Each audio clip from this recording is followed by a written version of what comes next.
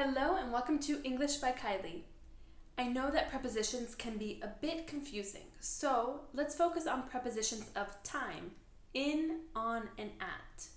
I'll give you some tips to really remember and to understand why we use some prepositions in some cases. And we'll talk about some exceptions as well. So let's get started.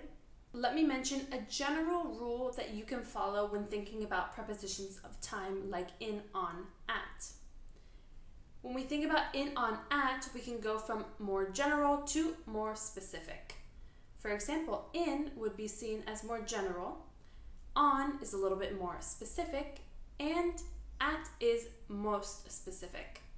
So, for example, with in we have years, seasons, months, centuries, decades, and also parts of the day like in the morning or in the afternoon. And then when we get to on, it gets a little bit more specific or shorter periods of time. For example, days or specific dates. We can also use this for holidays or your birthday, anything with day. And if we want to talk about a specific part of the day and we mention the name of the day, we can use on. Let's say on Monday morning. And like I mentioned before, at becomes a little bit more specific as well. We use this for a specific time at 8 o'clock. We can also use this for holiday periods like at Christmas. This is not referring to the specific day, it's just referring to the general time of Christmas. Now let's take a look at some that don't take any preposition. This includes this morning, next week, last year, and also words that we use like every day, every morning, and also today, tomorrow, yesterday. These do not need a preposition. Let's take a look at some exceptions that we didn't really mention.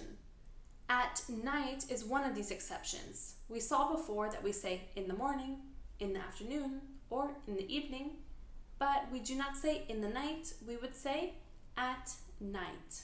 Another exception is at the weekend or on the weekend. Both of these are acceptable and they're both used in different parts of the world with English speakers. So you can choose whichever one you want to use depending on your preference. Let's do a little bit of practice just to make sure we understand each preposition. I'll have a few examples and we're going to discuss which preposition is used. So, Monday, in, on, or at. This will be on Monday. Anything with a day is used with on. January. So January is a month. Would it be more general or more specific? This is going to be in January because with time periods that are longer, we say in. What about 9:30? 9:30 is a time. It's a very specific point in time. So here we're going to say at 9:30. And what about weekend? What preposition can we use? What do you think? Weekend, remember, can be used with two prepositions depending on your preference. On the weekend or at the weekend. And finally, Christmas. What preposition can we use to say Christmas or maybe Easter? Christmas or Easter or any other holiday you celebrate could be used with two prepositions as well, depending on what you're trying to say. If I want to say the specific day, I would say on Christmas. This is referring to the specific holiday.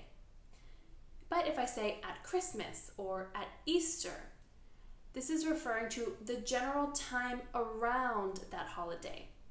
Monday morning. what preposition would we use for Monday morning?